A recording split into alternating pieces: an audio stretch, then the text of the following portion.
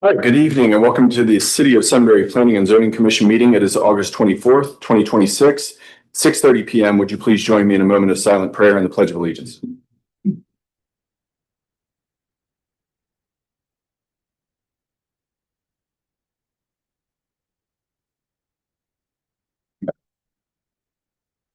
Pledge allegiance to the flag of the United States of America and to the republic for which it stands, one nation, under God, indivisible, with liberty and justice for all. Roll call, please. Mayor St. John. Here. Mrs. Miller. Here. Mr. Long. Here. Mr. Soderman. Here. Mr. Palma. Here. Mrs. Stark is absent, 5 present. We have quorum. Thank you very much. First item on the agenda is the rezoning of Gateway District North PCD Sunbury Holdings Company LLC. This was originally brought forward, I believe, in June informally and then officially applied in July. We took 1 month off to get our bearings and work through some divergence, harmony between our master plan and our zoning code. And what I'd like to be able to do just right off the bat is probably level set where we are in the process in terms of the Planning and Zoning Commission's role, why this step is important, but also talk about like the next steps in the process before something would actually come out of the ground. I think it's important that we level set around what additional reviews the city has and also go through the divergences at a very high level. There's been a lot of analysis by our team. I think they've done a really good job to understand if it's in sync with our comprehensive plan. And I think that will hopefully lay the foundation for a pretty productive dialogue this evening. If I could, I'd like to hand it over to our Assistant City Manager, Sean, and then Vic from Legal Counsel. Go ahead. Go. Probably on table. This is tabled from 2 months ago. Okay. Sounds good. I'd like to make a motion to untable. I'll second. Second by Mr. Long. Roll call. Mayor St. John. Here. Mr. Long. Here. Mrs. Miller. Yes. Mr. Soderman. Yes. Mr. Palma. Yes. 5 yeas, motion approved. All right, good deal. We'll have Vic, our legal counsel, back Sean up, and then also Alex, our zoning officer, add context where needed. But Sean, if I could hand it to you. Certainly. Thank you, Mayor. And well put. I think level setting is the correct term with this, and I'm going to depend on the rest of the team up here to backfill, and we'll all play a part and a role in this. So I'll kind of work through the cadence that the mayor mentioned. So it's a PCD district, and with that we have a preliminary development plan. But as we're working through this, we don't have a final development plan. So what we call it is kind of a site plan.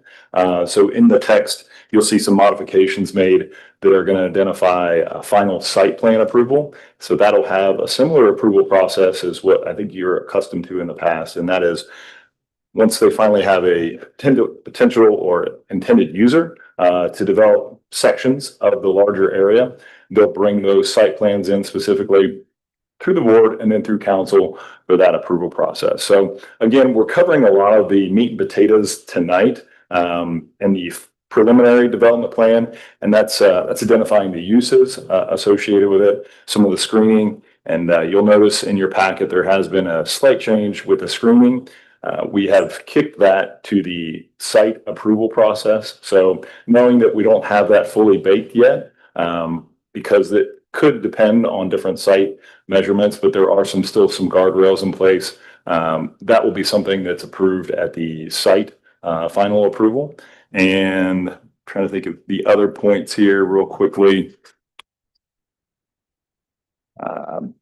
Actually kick it over to Vic. Could you talk a little bit about the uses and what has changed there from the last time, if you feel comfortable? And then we'll have Alex talk about maybe some of the divergences and then answer any questions that you may have along the way.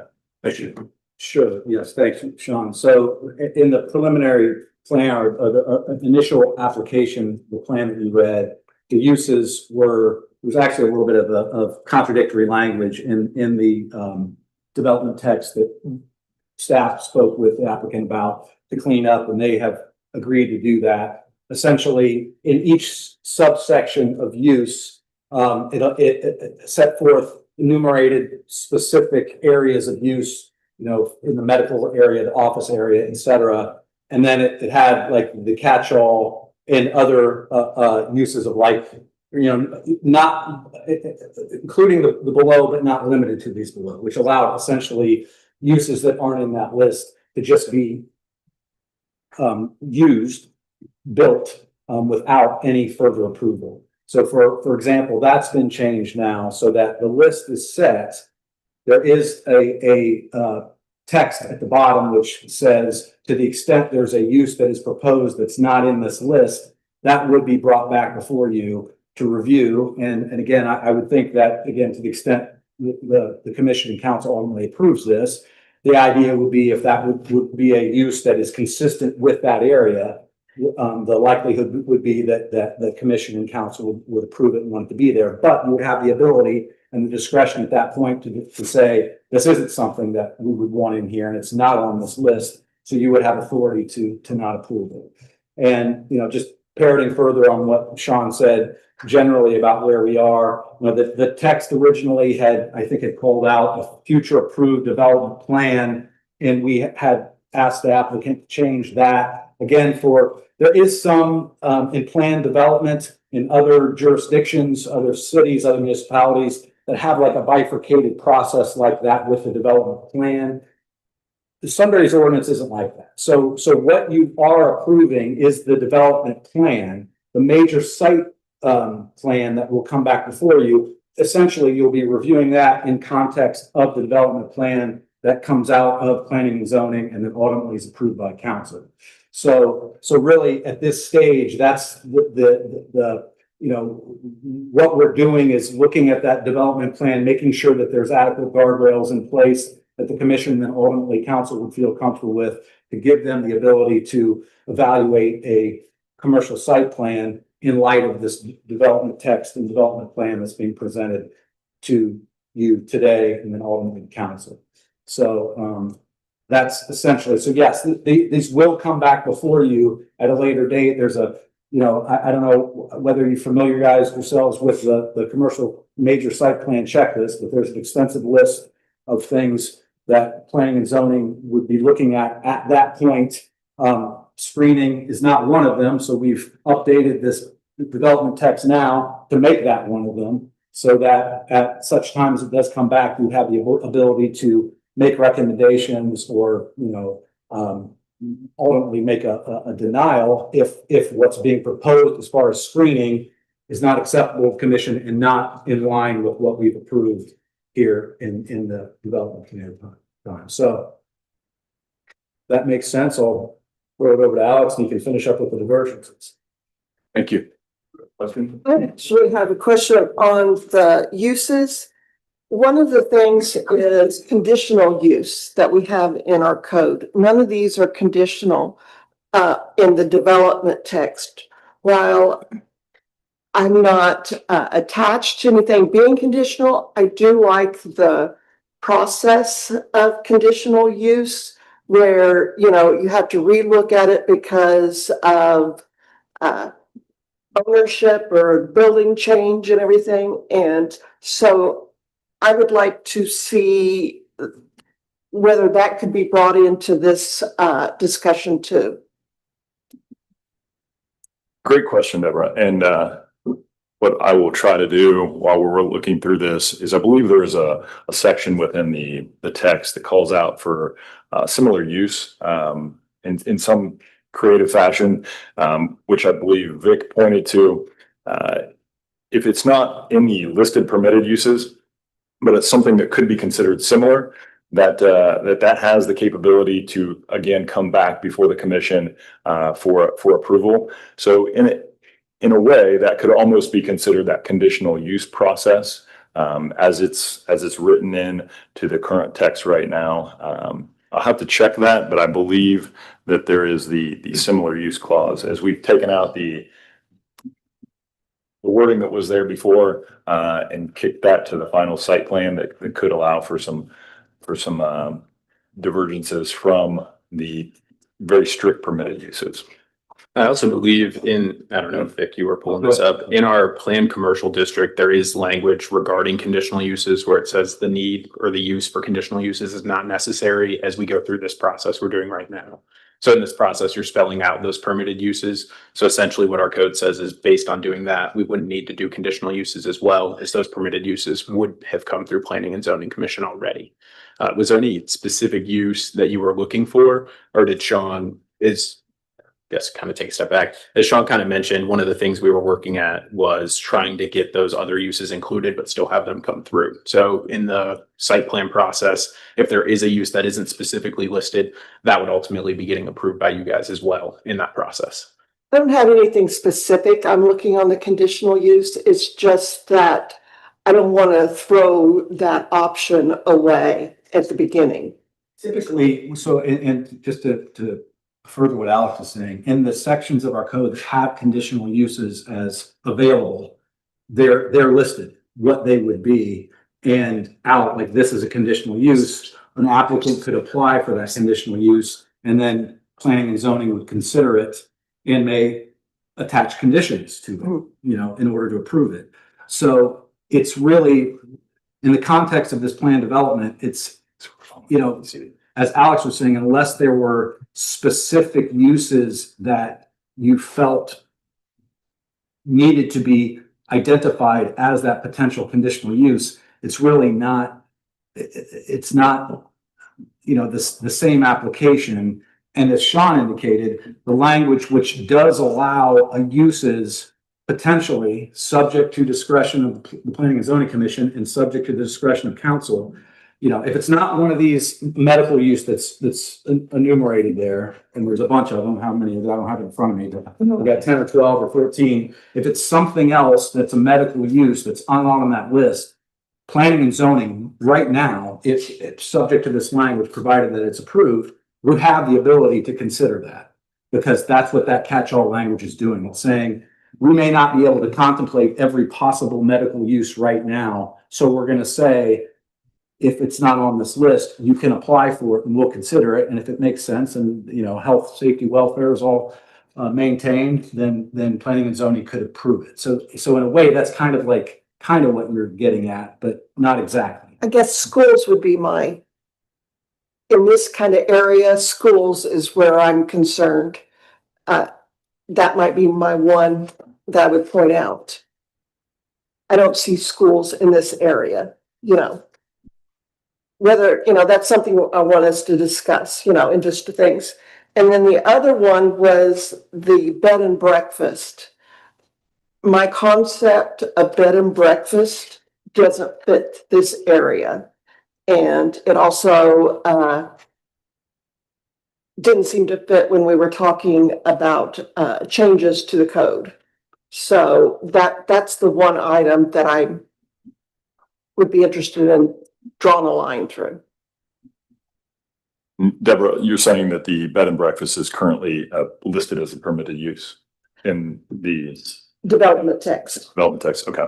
So that's certainly something we can ask the applicant to weigh in on. I believe Ms. Stark also had some requests related to an additional permitted use, and also reference for just further background, not to jump too much back into the conditional use piece, but in your PCD text, which is what the application or the applicant is submitting for as a PCD text, it does call out that the conditional uses are unnecessary. So we are somewhat constrained, and the applicant is constrained from putting in conditional uses because a part of our planned commercial districts, it has text in there that states that they are unnecessary. So as Vic had pointed out, the civility for final approval at the site plan, it's kind of a workaround, finding a hybrid solution to that similar use to solve some of those problems at a later date. And then schools, just to clarify, you're saying that they are not listed as Conditional. As a conditional. Let me look into that one while we're here. Maybe I can give you some feedback. I would imagine there's some institutional uses in here. I'll look into that, but that may be a similar use that if a school was needed to be put into this district. Are you suggesting that would be something that you would potentially want to see as a school, or? Yes. Okay. Let me do some real quick research on that. There's college and university. encompassing school. Yeah. They have school Thank you. and vocational. What I'm looking at is like, I'm not locked into any of this. I'm just trying to be very careful since this is going to be what we're going to live with. And I'm trying to make sure that this is something that we can live with since we can't, in many cases, our code's not going to supersede it. So I'm just trying to make sure that this is what we can live with. Certainly. Yep. With that, we're going to kick it to Alex to kind of go into the divergences to specifically speak about what is in our current development standards that this particular plan is diverging from.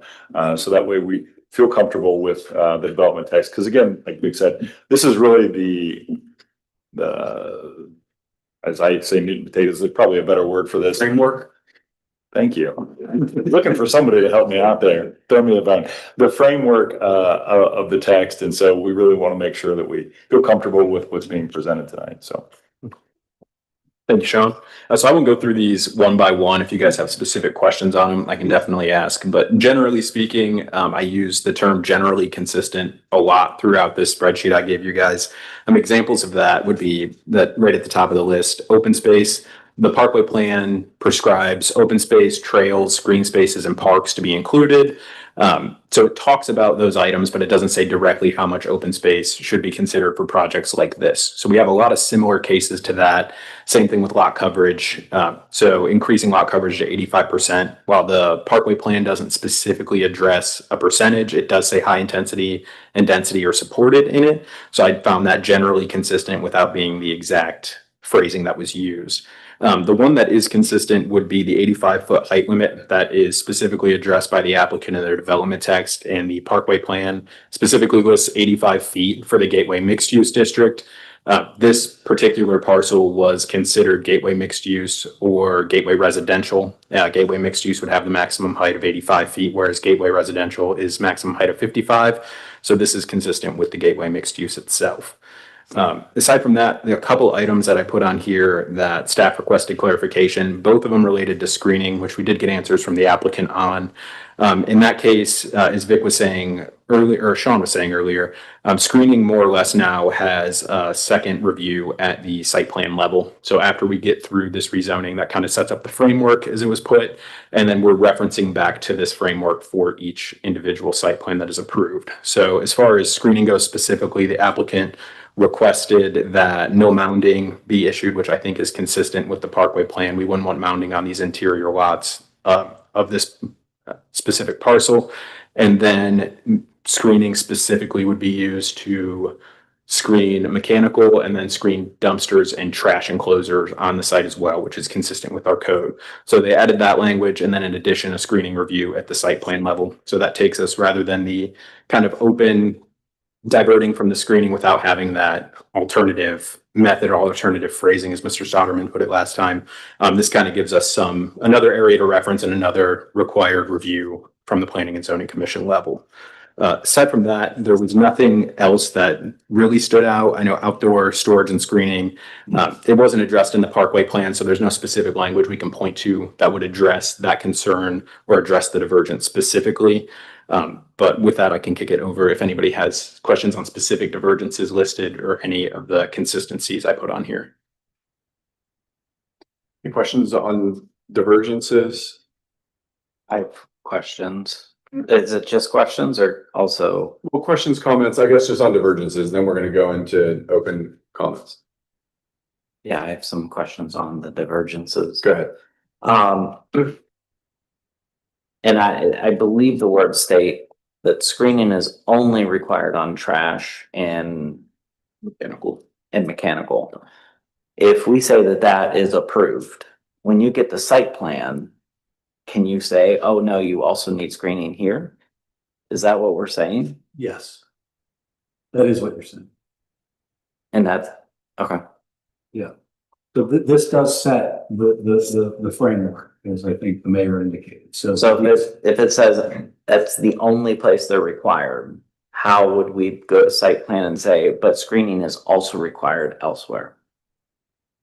No, I think you're You're looking at something that staff looked at as well. Alex, I'll jump in, and I think you sent an email related to maybe a specific request that we had in your development standards. It does have a call out for additional screening to be done for residential to commercial use. I believe there was a request. I'm not certain if the applicant is here to speak tonight on that, but we had requested that that be considered for something that they would be willing to insert as a requirement within the preliminary plan, that residential and commercial would have the ability to have some type of screening that could then be addressed at the site plan review. The other piece that we looked at specifically concern with any type of hedge screening in between roadways and parking lots. That is identified in the text in the parkway plan associated with the street trees, the fencing. So we felt that even though it's in our development standards, that was covered within the text related to the parkway street tree corridor proposals that they had put together. So again, addressing some of that parking lot screening, but then having the ability to have some residential versus commercial type of screening if they had some of those uses mixed within this development. May not be what's probable. Seems like the probable pieces for this site are generally commercial, but I think having that ability reserved in case may not be a bad request from the boards. Hopefully that answers your question. It does. I mean, there is residential directly north of this site plan that would be looking directly to the backside of a commercial property. So screening is of a concern in my mind from that specific example to even we'll say the islands of the parking lots. And I'm not going to call that screening as much as more of a landscaping thing. And I'm trying to understand what we approve. We approve these divergences when we get into site plan. Are we now? You are limited. We are now saying we only need to do screening on mechanicals and dumpsters, and they do not have to apply screening anywhere else. My understanding is you would be limited to enforcing the screening within the confines of the dumpster and the other one that you mentioned. Mechanical. Mechanical. Thank you. There's also mention for the screening going around the parking lot as well specifically. So I don't know if there was another specific screening you were looking for in that, but I think that would be a comment from the applicant as well. Okay. Thank you for the clarifications. Sure. Certainly. Any other questions on divergences? I do. Okay. Got lots. On the sign divergence.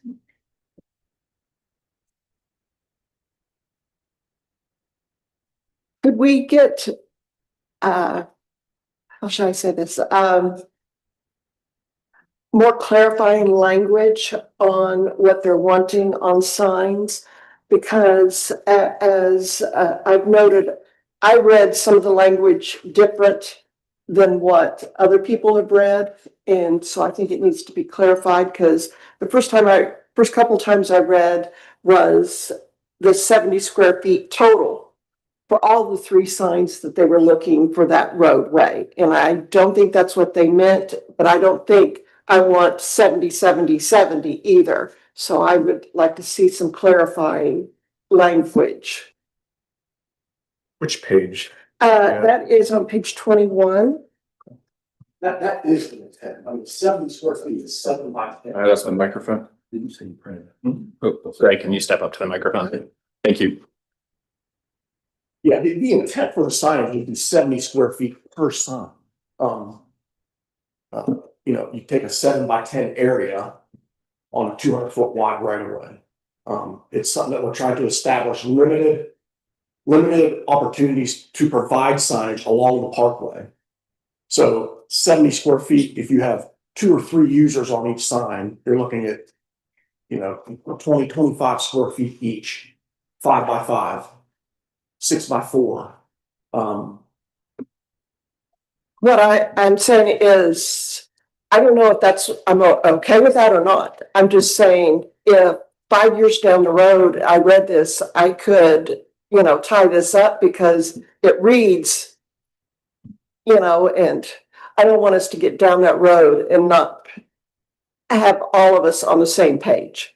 And I think that's what I'm clarifying, what our intent Yeah. is each sign. So let's put that in the language then. Because I'm reading it as 70 for all three. And I think further, if it, I think it's even, maybe even I clarify. should say something, I in the think, to exhibits. Mrs. Miller, I don't mean to cut you off. Right. The real simple fix is each sign shall be limited to a sign area of 70 square feet. That's. Yeah. That's it. There's a number of. Correct. Yeah, but I just, And we have, it's called out on each exhibit. So on page 18 of the new development text, it's bullet point J4. We need to add the word each into that because we've got the maximum quantity where they can be. I understand your point. the next thing was, on the tree survey and replacement divergence. I totally understand what's being requested. However, I would like, because what I know of the site, could we get an actual photo of, the area that's better to put into the files to show that most of the trees are on kind of parcel B, which is alluded, yeah, something to kind of historically show that's kind of proves why we did that divergence. We may have to drum if we can get. Yeah, I just want something for the files.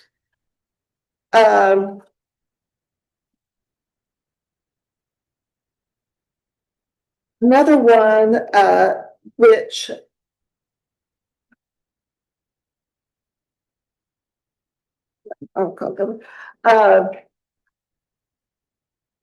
which we didn't talk about was the square footage of the bedrooms. I did some research and everything, and what I would like to understand is what we're talking about, those numbers, that's the minimum. That's not meaning you're going to, that's what you're going to build and everything. The divergence was on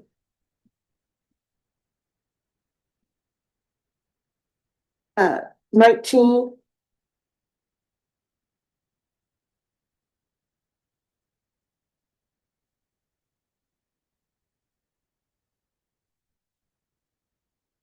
Because one of the things I did was look at all the major cities in the United States around our size and above and what their average was and got the square footage. But I also, since I'm older, looked up what a 3-bedroom house, which was comfortable at my grandmother's, because I'm old enough that I know. And so I think the numbers are good as long as that's the minimum. I think it's page 20 on the new packet. Okay. Bullet point 7, and I can give you a subsection.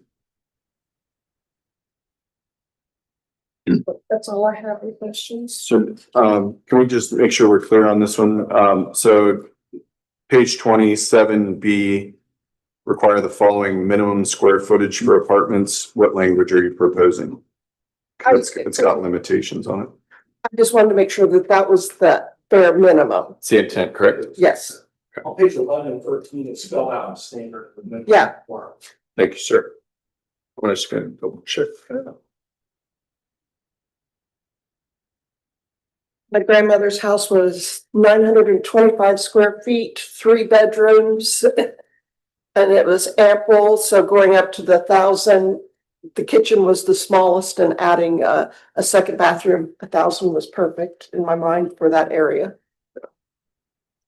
That does match in the text, page 11 and 13. Thank you. Good call out. Anything else? Nope. On the topic of signage, I wanted to just add a limitation. This is on page. I talked to the applicant about this before the meeting. Page 18 related to digital signage and having just the limit of 1 for the entire site. That is under section, it's on the right column, 3 digital pricing signs. I'd say limited. Talking about gas only, I don't recall talking about one only. Okay, can you give me an It's only example? for gas and it's only in sub area 8. Does it say for gas? Where's the We'll limitation? add that. Oh, you'll add We'll that. add that. Okay, But I thought you just said one only. okay, are you doing multiple gas stations? I thought we had We had a limit of. we have a limit of 1 gas station, so You did? however you, One. okay. Yeah, but fuel station it would cover. Yeah. Correct. Our intent is the entire site has 1 gas station maximum, and it can have 1 digital sign. Digital signage only for that one and only in sub area 8. That's the only place you can have gas. Thank you, sir. Appreciate it. My question on that. My question is there's usually maybe multiple digital pricing, like if you look at a sheet. Or Like on the building, like might be on the building or on a sign, is it digital pricing for one user or is it just one sign with digital pricing? You know, like your BP on the corner that has. my intent would be a UDF, for example, on the corner, I know it's shut down right now. They had 1 pricing sign on both sides. They had a digital sign showing the gas price on one side, on the other side. Now on their building, they may have buy Keno tickets inside or something. I don't know. I'm not trying to limit like the signage of the building necessarily. Only on fuel and not on the building? I think the other example of this I've seen is like on the canopy of gas stations, there's a digital sign up there that also says the price in addition to the monument sign. So would we want to limit it to the monument sign itself or allow it just for the user so it could be in other locations as well? I don't want to overthink this. Does anybody have clear language on this one? I think from a fuel user, they would probably have multiple places on their building where they could do pricing.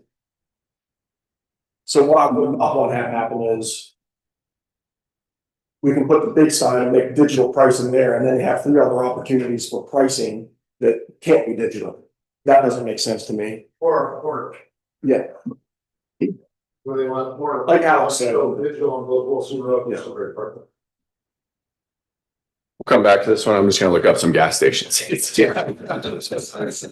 would think you'd want one on either side, right? So if it is on a corner, you might have one on one side and one on the other. Okay. And it might not always be on the, like a UDF scenario.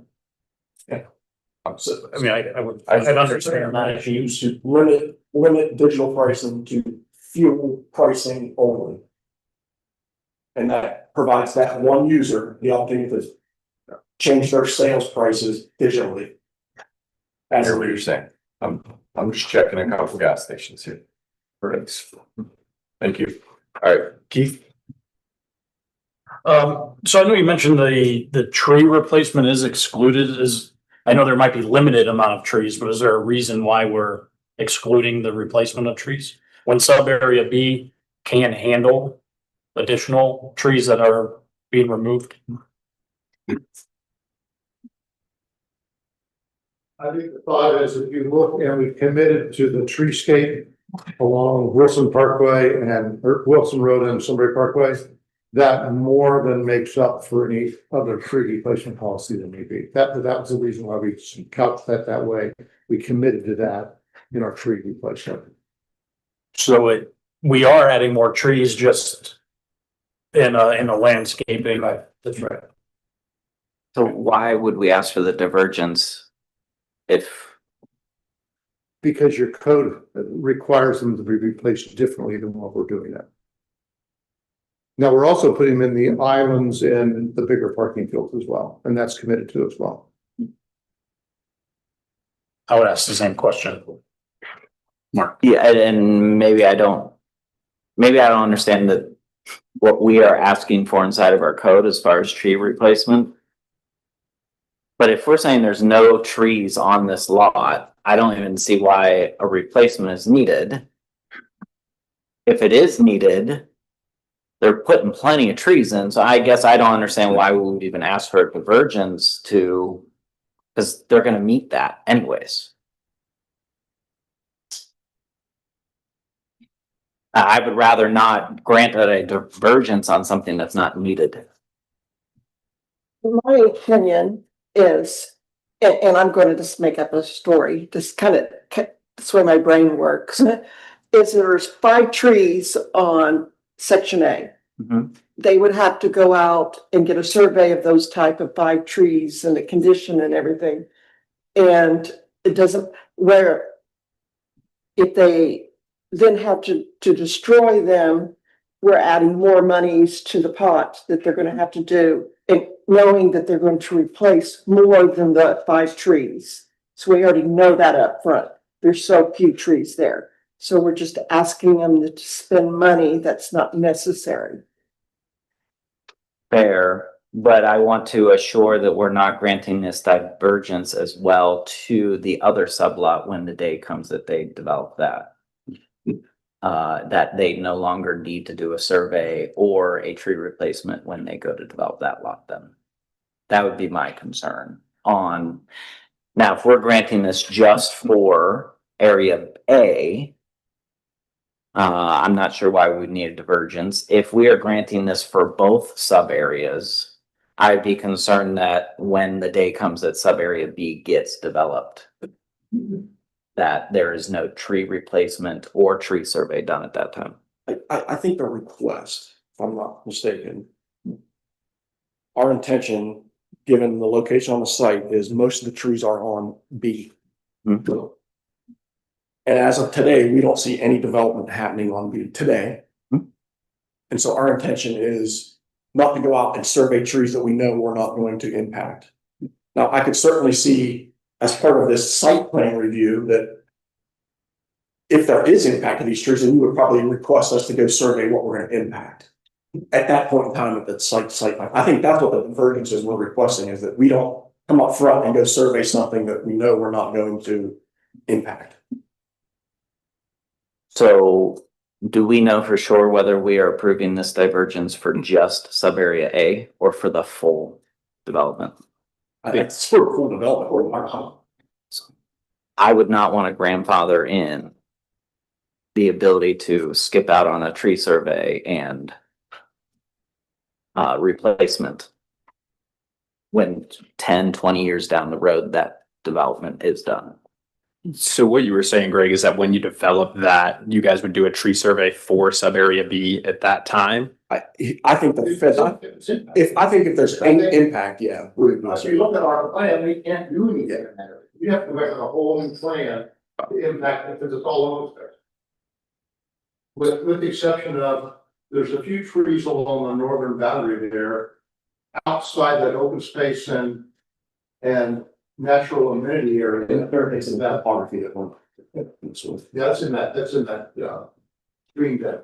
Yeah, I mean, if we want to say, if we impact trees in sub area B, we'll do a tree survey, that's fine. That's what I was That's fine. thinking, was fine with no tree survey, assuming that you're not impacting trees. So the moment you're going to impact a tree, now we need a tree survey and replacement. Yeah. We have that noted. We go back to digital signage? Sure. Okay, we have 3 examples. Okay, 3 gas stations that are on Maxtown or Polaris. Meyer at Maxtown, the gas station at Meyer, has a sign on Maxtown Road, digital, and a sign in facing the parking lot, both digital. If you go down to Worthington Road and Polaris, the Sheets, they have no digital sign on that one, believe it or not. They have the actual placards that are covered by glass, no digital on either side. That must be Westerville's new zone. And then you have Polaris and Lyra Drive, which is near the Chick-fil-A, down by Polaris. And they have 1 digital sign on the corner only, nothing on like the rooftop or anything like that. So I guess I was thinking like a digital sign that was along the roadway is what I was thinking initially, like trying to limit it to. Are there any other opinions on that? How about if we say we're limited to 1 per road frontage? So if you have somebody at the corner, they can have a digital on Wilson Road and on Sunbury Parkway, but if they're just running on 1, they can only have on that street. What do you guys think? So you're saying one on Sunbury Parkway and one on Wilson Road? Unless I'm just on Sunbury Parkway, Right. then I don't get Sunbury Parkway. Only on Wilson Road, I'll get Wilson Road. The only person that gets two is the one to corner. If somebody, big UDF has the corner then, for example. So if we said just the Wilson and Sunbury, so the frontage of an interior road would not count towards it. That's right. I could live with that. Yeah, be comfortable with that. Same. Okay with that? Okay. So that changes page 18.3.1 with the language that staff and the applicant agree to that meets the spirit of what we just said. Thank you. The other one that I had for us was on the parking stall widths, not identical to what Ms. Stark noted. But just all of the compact spaces are fine at the widths that are noted, but 9 feet for a regular parking space, I think is the minimum that it needs to be. Can you restate that? So the 9 foot minimum of a parking width across the entire property. Okay. The compact space is excluded. Compact is fine at the 8 feet. We were okay with the compact, which is for that.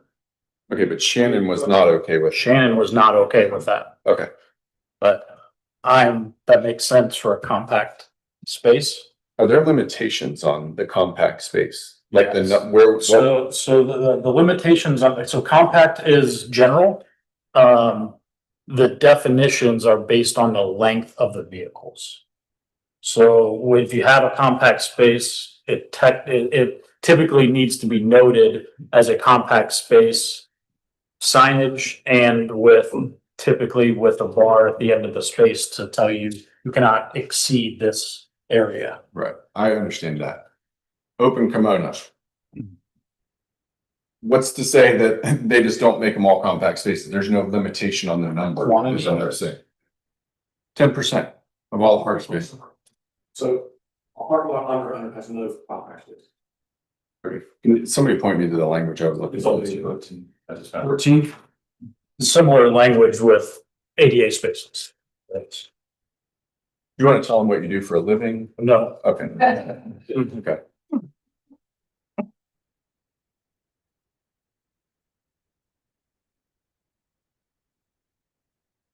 Palma, I was trying to take notes vigorously here. What was it that you were proposing related to the compact car sizing? yeah, so no concerns with the note that was on the compact. Just all the regular spaces to be no fewer than 9 feet wide. The length was fine, but no fewer than 9 feet wide. I believe it was stated in there, some of them were 8, but even in a parallel space, 8 is challenging. But 9 feet should be the standard. That would be the only condition where we were going parallel. We had those at 8. Regular space would be 9. I would recommend 9 for all the board. That's fine. Oh. It's where all my notes are. Eight's just tight, even if it's adjacent to a roadway. Just to clarify, the modification that you're suggesting would be for keeping the compact as is, but the parallel parking would need to be modified to represent a 9 feet minimum. Correct. Thank you. Out of reference, what's Kroger again in Sunbury? 10. It's 10 wide? Yeah. 10 by 20. 10 by 20 is what is required per our code, and they complied with that and didn't ask for divergence. Yes. Yeah, 10 by 20, that feels very tight. Kroger's a big space. Really? Okay. So to go down to 8 is 8 is not. I'm not gonna bring my dually anymore. 8 for a compact space. right, correct. Let me tell you, So Paul, we're looking at on page 14, correct? That's correct. Yeah, I think so. Parking space standard number 1. Yeah. Just the 9 feet. Parallel, that would be a 9 by 22. Correct. And that's the only change you're asking That's all I'm for. saying. Mrs. Stark was saying The compact, no smaller than 9 foot width. on compact is what she was Right. strongly recommending. But once again, that's only 10%. I'm still trying to find that 10 per. It's in our I code. looked in the, that's in our code. Yeah. Code 10 feet wide, 20 feet. Right, now, where's the 10% of the? Oh, 10%. Left column on the Gotcha.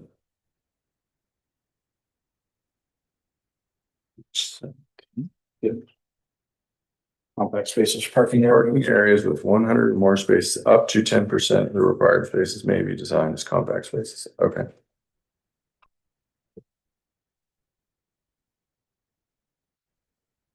Since we're talking about parking spaces, one of the verbiage that I saw in the old code, which I think should be sprinkled in, is when a vehicle's maintained on the property.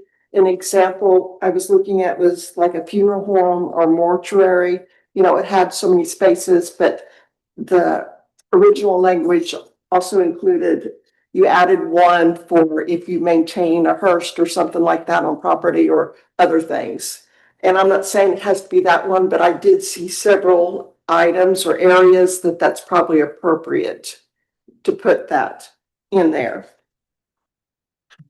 Where if you maintain a, Examples of, let's see.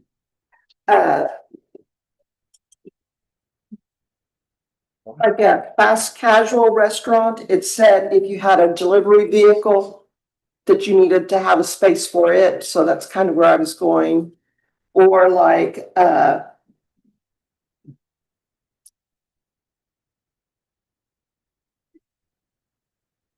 automotive service, it said one per service bay, so I'm just looking for, if you're gonna have a permanent vehicle on the property, to look at those type of facilities. I think the approach we're trying to take, and probably the planning world is heading towards, is to reduce the amount of parking that's required on site. And every time we add one of those qualifiers, we add parking.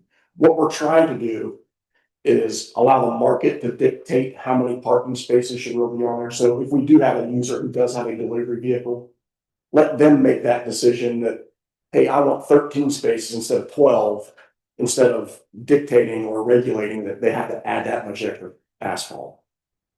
That's the approach that we're taking to the parking. And I think that's probably how modern codes are starting to transform as well. Is it's market driven as opposed to. And I totally get that. That's why I was okay with all the higher numbers per square feet and everything. And I'm not saying you have to put it in on the item, but maybe you should look at consideration will be looked at or something like that when that type of facility is looking at building or something like that, that it should be something that is considered. I'm not one of those ones that I'm stuck, that you have to have it. I just want you to consider it and know that you've considered it. I think to Greg's point is no user doesn't want to have the parking. I did the Kroger Center years ago here, and I do them all over the place, and you know, they have all that parking for 2 days a year. The day before Thanksgiving, the day before Christmas. And so all these users, they know what they're gonna need for parking, no matter what we put in here. But I think Greg's right, that we wanna work with you to make sure the site doesn't have more parking than it must have, so that we have the, more area for green space and buffering, all those sorts of things. I mean, I think we can put something in here about considering it, because what you're talking about is one space. In the whole scheme of things, one space in the be the end of the world for any of you. And I'm not locking you in. I just want to know that you considered it. That's fine. Yep, that's good.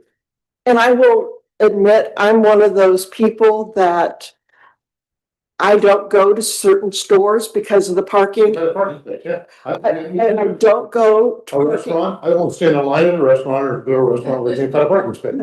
And I can tell you, I only do the pickup at Kroger because I can't stand the claustrophobic of the aisles. I don't go inside Kroger. Do you have any zoning requirements on aisle width? Pickup. We go back to compact parking. I want to nail this down because I haven't heard Jason weigh in or Mark on this particular topic. On the compact, so there's a ceiling, number one, like the ceiling doesn't exist unless there's over 100 parking spots. And then it's saying if you have more than 100, up to 10% can be compact. Are there any differing opinions on this? Shannon and Keith have a differing opinion on this, but I hadn't thought about Keith's professional experience on this topic. Do you have any thoughts? I'm actually, before I comment, I am interested. Is this something that you, because, don't answer. Yeah. I don't think that any of us are qualified to know what the right amount of parking is 10 years ago, 5 years ago, today, or 5 years from now. I'm not qualified. I know that I like certain things. I know that it creates problems if you just do what you like for different people. So I would lean towards studies and science and case studies to determine that. There has to be people in places that do this for a living that can say, hey, here is what is right. You don't just go ask a bunch of people who like wide parking or hate small aisles, what do they want in their neighborhood? What does science tell us? I gotta believe you guys have got some scientific research background that supports your case here. That's what I want to see. Good. It's ITE information. It's readily available. I actually Googled the compact space standards today, and typically, you know, they're 8x16, 8x17. It's common throughout codes around the country. These parking minimums have been studied for years. We have manuals at the office. They're constantly updated online. Your code is probably based on some old numbers that, you know, as you go through your revising your code, you're going to look at the same information that we have. So, excuse me. Is there science in your report that says that the stalls for parallel parking should be 8 feet and that's appropriate? I have standards that show that parking stalls for parallel parking could be 8 feet. City of Columbus standards. And naturally it creates more spaces by being 8 versus 9, right? So there's an advantage from I have to put so many spaces in. This is one way to do it. I don't think it's about putting more spaces in. I think it's about just minimizing asphalt.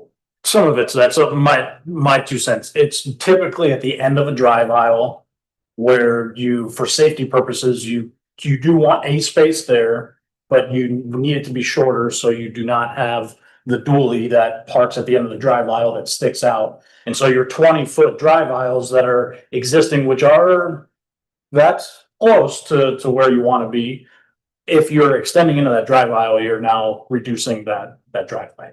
So you typically put them at the end of the drive aisles so you can make those safe turns and it's safe line of sight.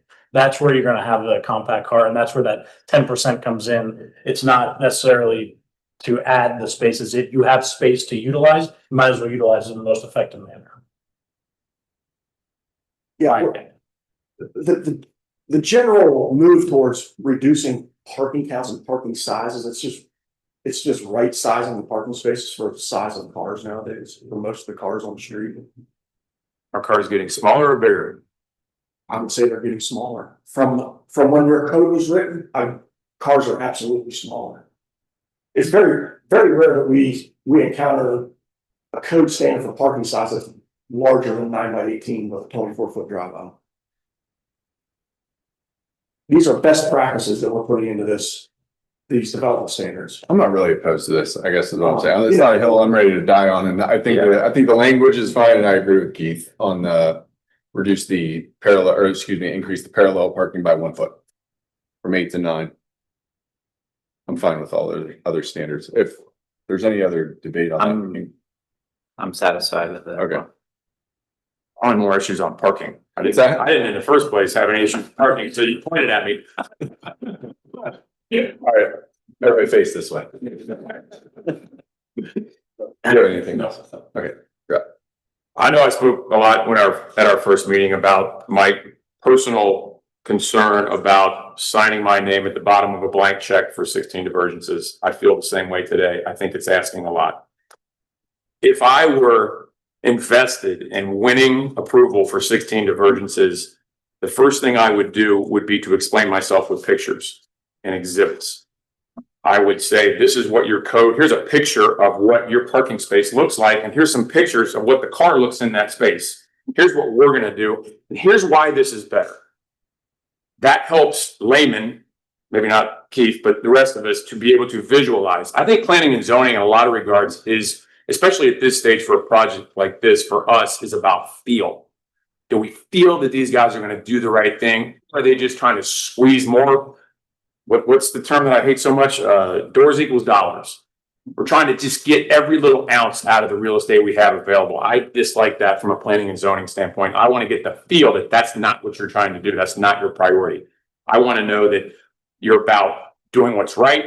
You're trying to educate us. You're trying to show us how, and I've already heard your ordinance is old, your ordinance is bad. We've said it ourselves. Our ordinance needs a health checkup and maybe some CPR to get it where it needs to be. But in the meantime, we've got to make it work the best we can. So I got to be honest, in the 2 months since we last met, I'm not impressed with the newness, the changes that have occurred in this proposal. I really want to see this in pictures. And this is, like I just said, this is what your ordinance says. This is what we're going to do. Here's why this is better. Here's why this is necessary.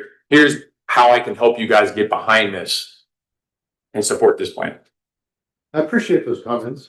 I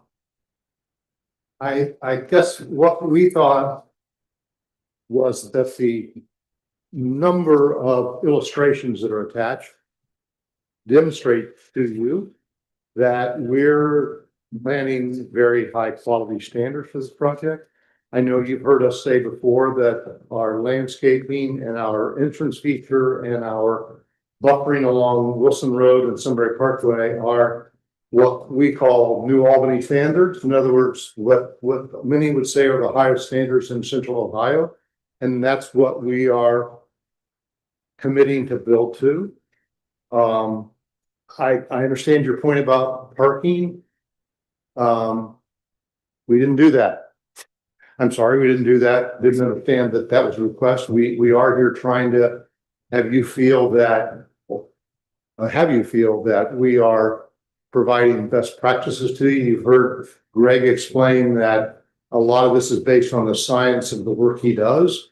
With respect to the comment earlier about parking, keep in mind that no matter what we talk about, these things are all minimums. And at the end of the day, all the restaurants and all the other businesses there want you to come shop there. And if you can't park and there's not enough parking spaces or it's too little for you to get into, you're going to come there. That's what all these retailers are going to think about when they plan their site. So does that mean everybody's going to have the same size parking spaces and the same alignment we say we're committing to here? No, it means that's a starting place. I have a different term going all the way back to earlier this evening. What this whole process is called is entitlement. This is the zoning part of this, because we don't know who all the users are going to be. The users have to come back to you in due course and prove their point with architecture, with engineering, with site layouts, with screening, with plans that say, this is something we want you to realize is going to be good for Sunbury. And you're right, we don't have enough pictures in here. And a lot of the reason we don't have enough pictures is because all those users haven't shown up yet. They will be showing up because they must show up and do that major site plan that's required by your code before they can come in with a project and get it approved. So I understand your point. We're trying our hardest to give you everything you need to comply with your code and to give you a project that you can be proud of and we can be proud of. Going all the way back, remember where we started here. Where we started was with the PCD that's already sitting in place that had nowhere near the level of standards or commitments by the developer that we're making to you tonight, and we'll continue to make to you. I know that's not enough to to assuage where you are in this whole thing and say, great, forget about the pictures. We just don't have them tonight. So. Yeah, I would just echo that. I think we said in the first or second meeting that this is a zone piece of ground already.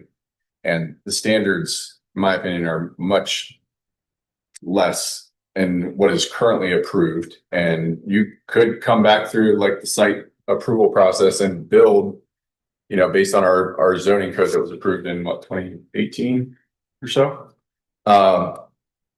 I just feel like if they went and had no divergences, that would be, and tried to rezone it, that would be a less quality product than what is zoned now, and definitely less from what they're proposing with this one. So the math on this is not going to add up. Zero divergences isn't going to mean better quality, or that it fits more comprehensively in with the master plan. And like some of our homework, like all of our homework was, you know, staff and the applicant, we're going to go through these divergences, basically measure. I mean, yeah, they didn't provide pictures on all these, but I think we've got to rely on our staff too to say, hey, like they're meeting the spirit of the comprehensive plan. Yeah, Right? Which is really the future, and there will be a zoning code that matches the comprehensive plan at some point. But we're working off older code, and I know we've all said it. So I don't think there's ever going to be a situation in this application packet where there's no divergences. And I know that's not exactly what you said, Jason. You said, you know, you would have liked to have seen pictures associated with these, but in many of the cases here, like it's in our comprehensive plan. Like, Excuse me. no, go ahead. I want to understand the necessity. These guys they know enough to ask for them, which means I think they know, I don't want to say this in the wrong way. They know more than we do about why they're important to ask for them. You know, all the things in our entire ordinance where they picked out 16 things and said, these are things that we can't do that. We want a divergence to get out from underneath that for future potential needs that we're going to have that we may or may not have, obviously, right? The divergence is not saying we're going to need it this way, but again, it's about understanding the divergences rather than saying I want zero. I don't want zero. I realize it's not appropriate to have zero. It might be appropriate to have 30, but I want to understand all 30. I think it's fair for the Planning and Zoning Commission to have a thorough understanding of every divergence and how it's going to impact something differently than the way the current ordinance would impact it. And what my goal is to show that maybe there is no impact and it's just not necessary. But in some cases, I'm sure it probably is. But I think it's a fair question to say, why is it important? Rather than just trust me. I don't like trust me divergences. It's where it's going to work out. You're going to love it. It's going to be great because we're going to do a great job. Well, if I don't want to have to trust you because I want you to be able to display it and to show me and to prove it to me. I think we deserve a little bit of evidence. So I have to step in here. I'm sorry. This is not to like counter what you're saying, but I heard what you were saying earlier, that you think the developer is in it for purely profit. That is like what the private sector does. But on the other hand, they didn't come up with the divergences and why they needed them like in a vacuum. They're following our master plan. That's, I guess, my point. The divergences are an outcome of our master plan. Things that don't match the master plan. That's why they're a divergence from the master plan. No, this isn't the divergences aren't from the master plan. This is a divergence. Is that what you're suggesting? This is a divergence from our current code. Okay, I'm with you. Right.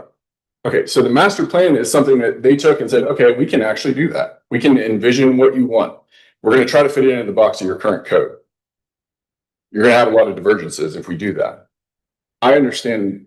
I literally understand what you're saying on the, like, they need to justify this, but I think they're going to point back to say, City of Sunbury, you told us to do this, and this is what you wanted us to do in the future. This is like how you wanted us to follow the plan, the roadway widths, the open space requirements, maximize land use, add, value around like your highest, valuation pieces of property in and around the interchange. How do you maximize that? The way we do the divergences is exactly the opposite of what you said. We don't start with the divergences. We start with the plan. And when we review the plan that we've all been looking at, and we say, if this is the plan, then we have to compare that plan to your zoning code and find places where we don't match the zoning code, and then we ask for divergence. By the way, I would love, this is a lot easier with pictures, you're absolutely right. The problem with it is we don't have pictures yet because we don't have the users in place yet. Perfect example, the zoning I did a while back down here, the one for the apartments right here is being built right now, and then the guy's coming in with the commercial up front. There was a lot of pictures there, and the pictures drove the divergences. How high, here's what this building looks like, and how high is it going to be? And here's the material we have to use on this building, and here's a picture of the building. That's a lot easier task for us as developers and as their counsel and planners to say, here's the picture and here's the divergence and matches. This is much more difficult because we take what we know and what we think works on the site and say, here's all the things that we're committing to do to you. And some of those things need a divergence because they don't match your code. That makes sense? We start at a different point. We don't start with divergences. We start with what we think is best practices and what we want to plan. And then we have to look at your code and say, these are the divergences you need to make this work. Are there specific divergences you want to walk through? No, I really don't want to go through them, to be honest, because I don't think I understand them. I don't think any of us do. I think we're all just hunting and pecking for. I think This some of doesn't us seem right. do. I wouldn't speak for everybody and say everybody doesn't. Guys, I mean, it's putting it worth I mean, our it. staff have been reviewing this for like 2 months, so, and they put this consensus document together after a lot of research, so. Why does a water impoundment require a 15-foot setback rather than 25 feet? Why is that a necessity? Because of the where it was placed due to where ODOT wanted it. ODOT wanted that impoundment placed where it was, and therefore we didn't meet your code setback. Because of where the property line is between sub-area A and sub-area B. Parkway and where the Well, impoundment. it doesn't approach the parkway, it approaches the line between sub-area A and B. That's the only where, that's the only. It's also down by Sunbury Parkway. That was the setback we were looking at.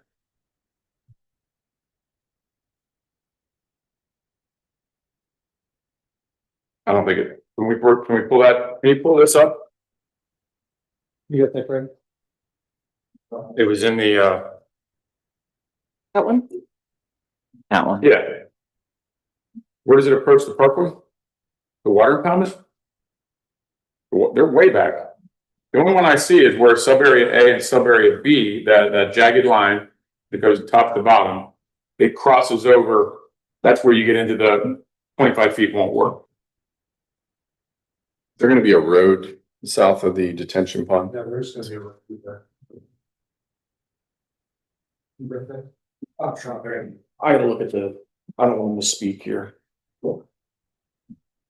I guess from my perspective, what I would really appreciate is pointed questions on the divergence, so we can address those, instead of going blanket and throwing stuff at the wall. We can answer specific issues on divergences. Well, I think that's the problem. I'm not a code expert. I read what it said. I looked at the drawing and said, why is this necessary versus Staff is that? a code expert, and they've given you guidance on, we've worked with staff on this. At some point, And at some point you have to trust. your staff. Not addressed is what it says. Yeah, so let's go with that one, because I think it's a fair point. So the water impoundment, 15 to 25 feet, why is it being reduced to 15 feet? If not, we need to scratch the divergence. Says it's not addressed by staff.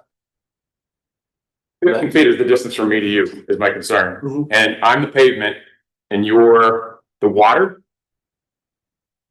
Edge of the basin? To clarify, staff assessment, if it says it's not addressed in the parkway plan, not addressed.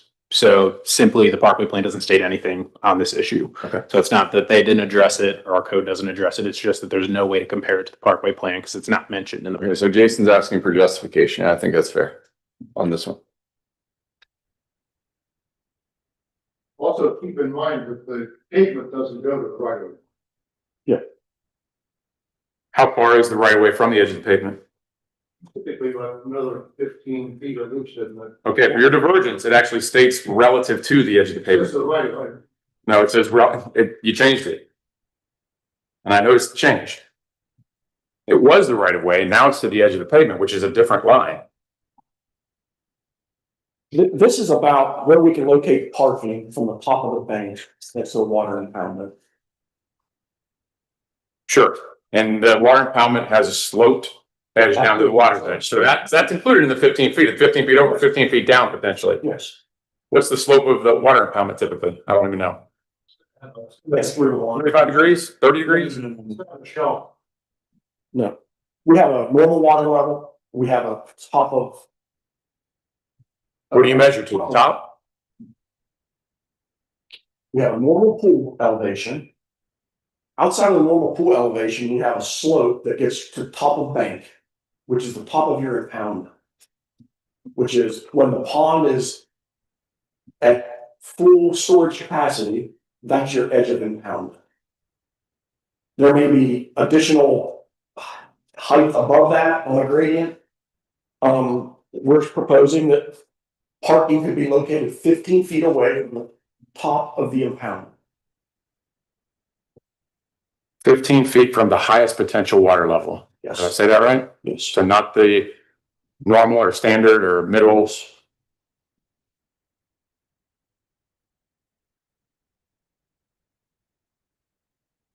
So the water's gonna be further than 15 feet away. On Normal. 365, 4 days a year. The Yeah. water would be further away than 15 feet, yeah. Okay. See, that was a great example of you providing more detail than what I have here to explain that this is what this means. I mean, I hope I'm making my point here that there's just not enough information here for me to translate this. Well, I just read you what's written in code, what's written in the text, so you asking a specific question will certainly help us be able to allow your questions on the divergences. Okay, so back to my original question, why is it 15, the maximum you can handle versus 25?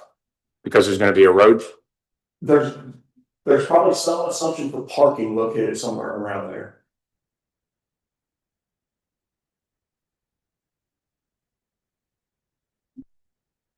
Do you have a strong, I understand. A strong argument because it's, without that picture of a road going through there, why am I giving a divergence today on a maybe road that says, oh yeah, you can only have to do it this way? This is too soon. It's too soon to write a blank check with our name on it saying, yeah, you can do 15, forget about the 25. Why don't you leave it at 25 and ask for 15 later?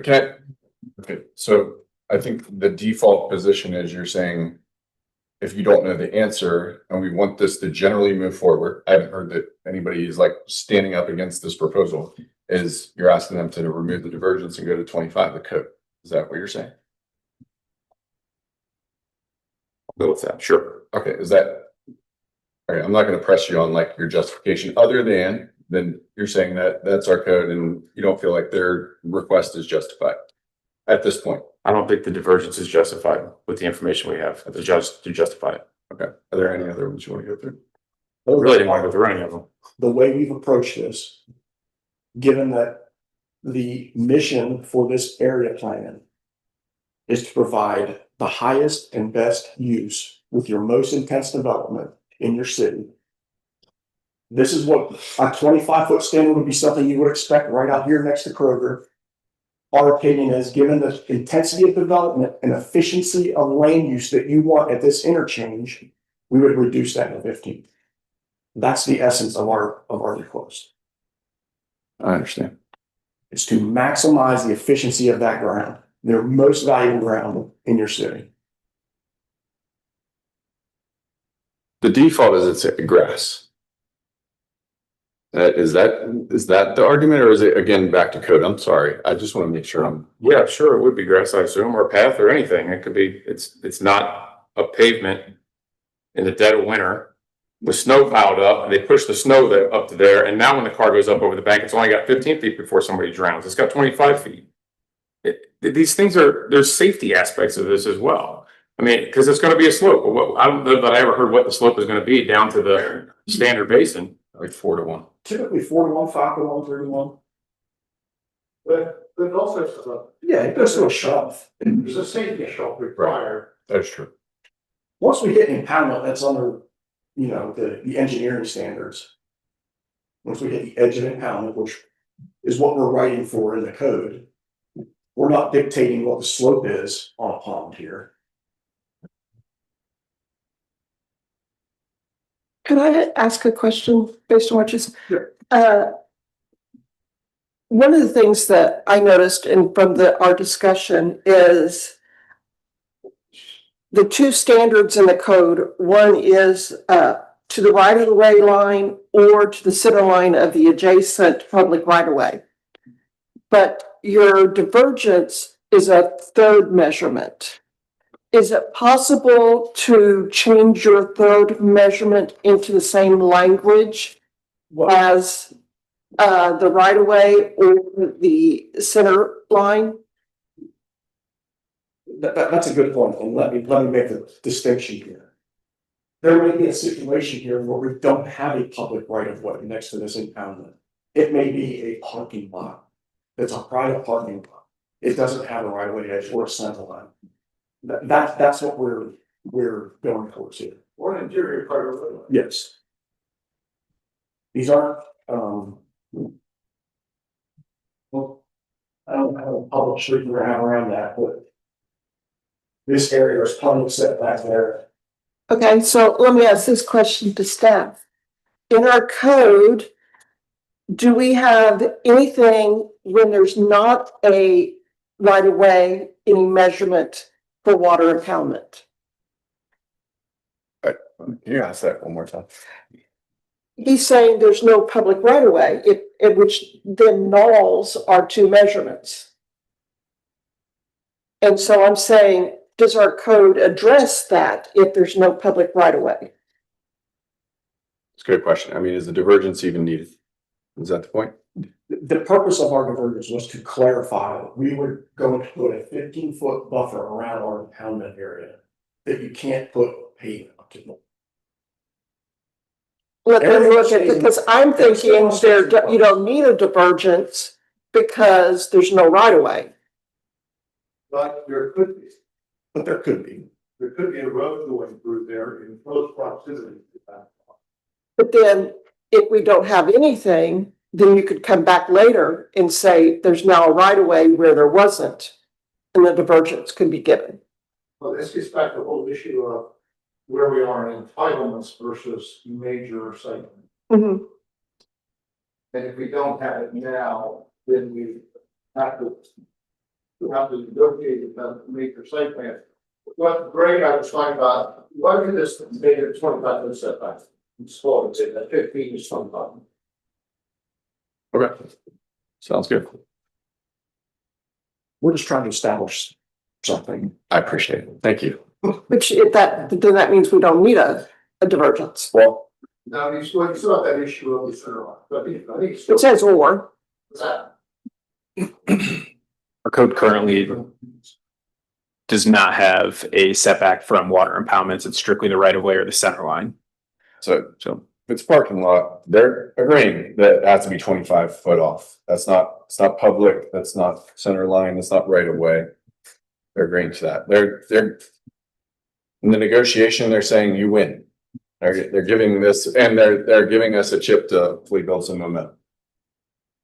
Thank you. Yes. I agree on one more thing, based on that. Alex, could you put this on the notes for when we're addressing code in the future? If water impoundments, we're probably going to come up with this again, that there's no public right of way. And so our measurement is not going apples to apples. I've always felt like this was in the engineering, like, review process, and we, like, our engineers were protecting us against people falling in, Mhm. ponds. Yes. Okay. Our code does require that too. Thank you. It comes to roadway. Service. I have a few items. When you asked me initially, I thought it was questions for them. But are we going into discussion or anything? Speaking of right of ways, when we talk about a 15-foot setback on these roads, Wilson Road, Sunbury Parkway, just trying to understand. I understand there's a really large, I don't know if you want to call it right of way or easement from Sunbury Parkway. You have your multi-use lane, your multi-use path, you have trees, you have fence row before you ever get to a parking lot. I'm trying to understand the 15-foot piece. Is that, it says right of way here. So is that after the right of way? Or is that 15 feet of right of way? It's outside of the right of way on private property. Would be there's a 15-foot setback as well as a 15-foot perimeter landscape treatment. That's where that occurs. Yes. Private property. Right. Correct. So this would be 15 after the fence, we'll say. It's not just it's not the fence, it's exhibit H7 shows the imaginary right-of-way line that's outside of trails. I mean, that trail is gonna kind of bob and weave based on certain things. Yeah, they're gonna try to keep it fixed inside the right-of-way, but I wouldn't, other than like the surveyed right-of-way line, I would not picture like trails, trees, things like that. Can you pull up one of the sections we can go? I'm looking at H4, the one along Sunbury. Here you go. Yes. So this would be the right of way line or the property line, essentially, right? Public right of way, City owns that. right of way line here, the fifth block line, Mm-hmm. public right of way. Private property, 15-foot setback with perimeter landscape treatment. So between Okay. the right of way and fit project signage, the fence, a landscape treatment on the backside of the fence. Within the right of way, we treat straight trees and a path line then. All right, so this is 15 feet from the right of way line. Setbacks are measured from the right of way line. I wanted to just clarify that real quick. I'll give you an example of, I just wanted more understanding as to why you're asking for the divergence, and it was around number 12, the screening divergence, and I know we had a lot of talk about screening. And I'm just trying, you have a high-end product, I agree, and I'm trying to understand why you're asking for this divergence. The essence of the divergence is we don't know what's asked for in the divergence, other than we know as these sites come in, it would be much easier just to fine tune them at that site plan review stage and make sure that they're appropriately screened at that stage, as opposed to trying to come up with every potential possible scenario today at zoning. And I can appreciate that. I guess my concern, especially when it starts to address, we'll say removing any restrictions from screening for residential properties. And I know that behind here, there is an apartment complex. And what I don't want to do is approve something that allows for zero screening with the promise that, well, trust me, we'll do screening. And I'm not saying that I'm against the divergence as much as understanding why it's even in here, because I would think that you already would agree that there's screening needed between a residential property Commercial. and commercial. Road A is not the northern boundary. Correct. And I think your point is valid, but I don't know today whether that's gonna be a front of a building, a side of a building, or a rear of the building. Right. And so that's why we're kind of saying it's more appropriate, once we know at this site plan review level, to dig into the details on that. What might be appropriate for this user might not be appropriate for the user next to it, given the orientation of a building or what you actually see from a public or private road or service lane. I don't think our intention is to not do screening or landscaping here. It's to kind of push it to the next level of review. I think what I've heard Mark say, I've heard staff at least, I think say, and what I'm feeling in a situation that I hadn't thought of much of earlier is just, I think we need to have screening between residential and commercial. I'm open to what that looks like, but Now, I'm not asking to build mounds. We're not asking you to build like what Vince did between, his neighborhood and Sunbury Meadow, community Sunbury. Here's where I'm challenging you on that, Mayor.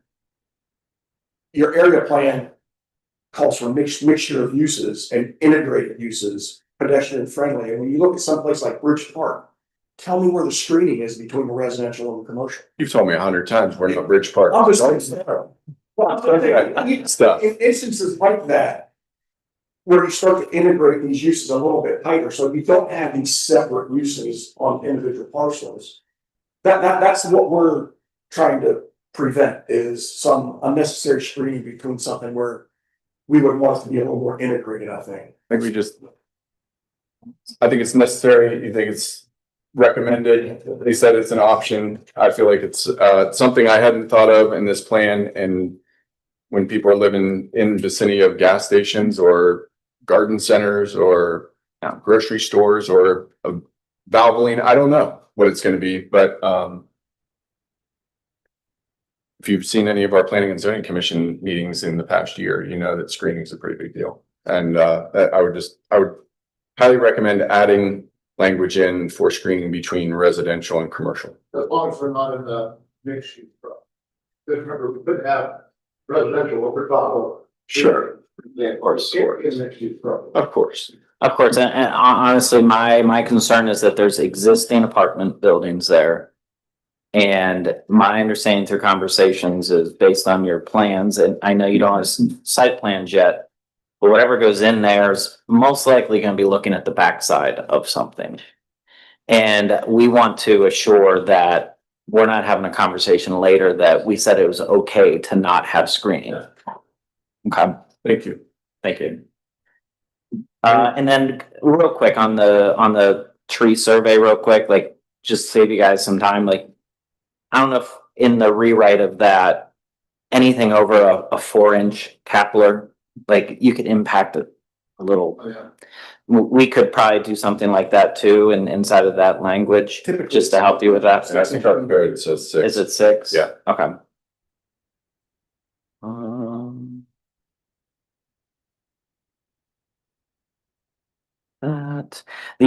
I think the last part is around the parking lots. And we'll talk about the islands or some language around anything with 99 spaces or less does not require any islands or landscaping. That's not Was that updated? what this calls out for. Oh, then, yeah. So can you explain more then?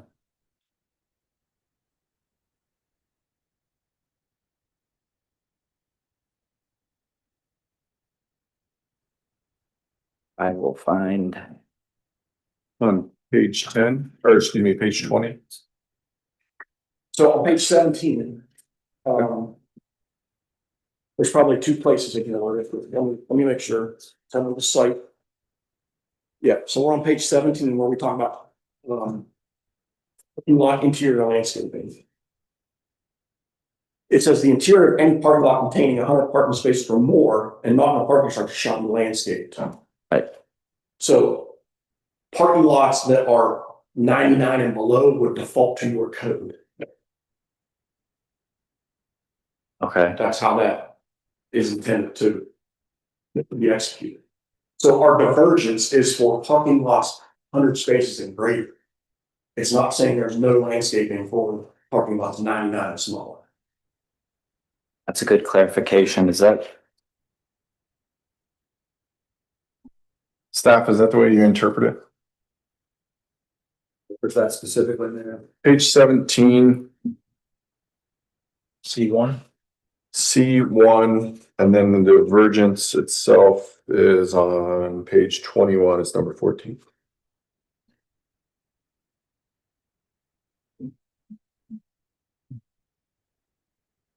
The divergence would be for the rate of landscape islands in a larger parking. As opposed to none.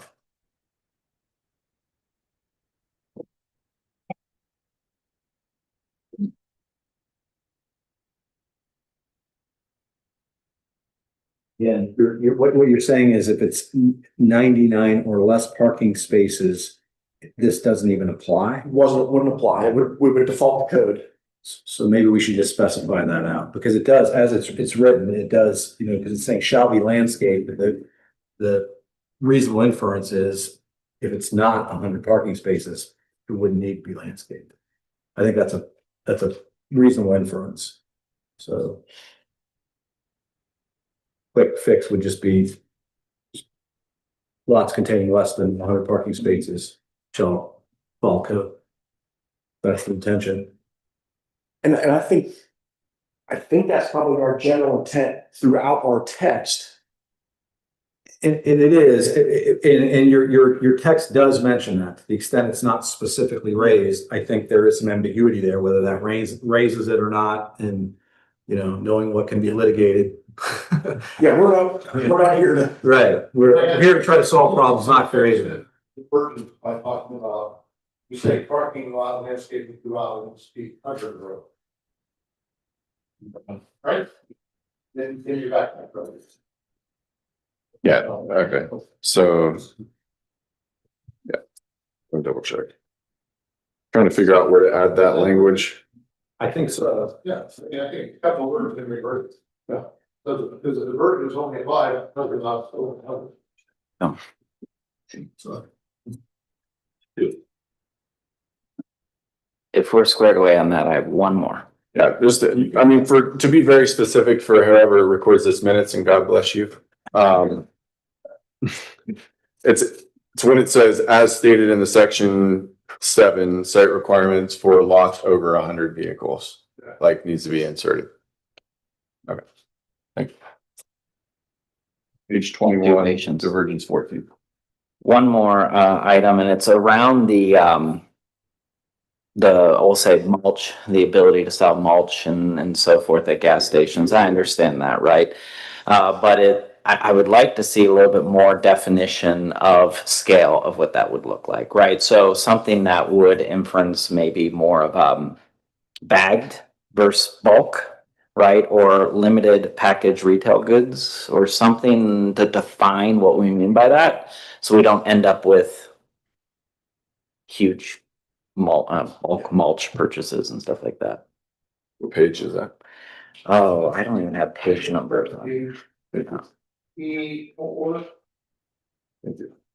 Fuel services used within the district shall permit and store.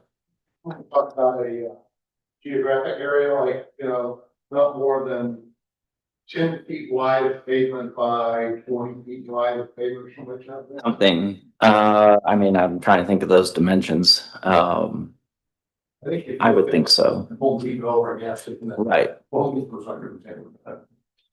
I think it's just like one pallet wide. Right, it's, pallets 5, but so 2 pallets wide and. You could say no, do not exceed 1,500 square feet or something of that.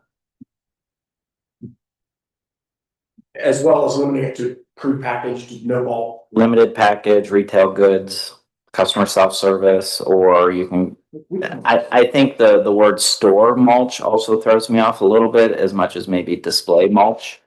Hopefully we're not using. Not store, say what? Display mulch or display, so the word store is, Not display for sale. yeah.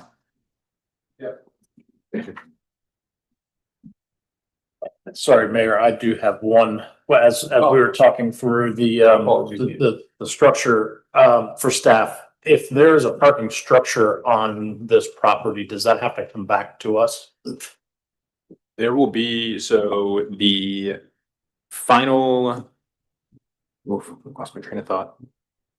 The final plat will need to come, which will more or less approve the infrastructure being requested. So the road layouts, where the parking lots are, and that will all come back with, I believe, the cutout of lots. You guys are going to lot split and have individual lots for each unit, right?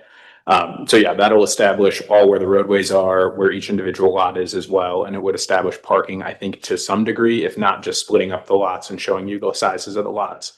It's structure. You have the right to approve structure. Oh, parking lot structure, yeah. Structured parking. Yeah. The multiple levels, that's what, I meant to ask that earlier, and then when we were reading the language on the landscaping, that's what I wanted to clarify as well. Yes, any structure you guys would approve.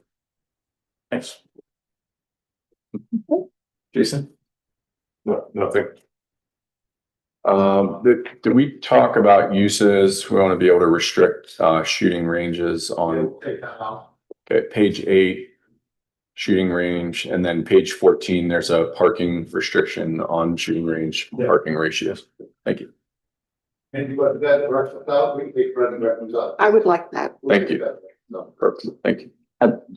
Just want to clarify, I know I asked a question at the very beginning around the screening, and to be clear, I'm not sure how comfortable I am with just signing off on screening only on trash and mechanicals.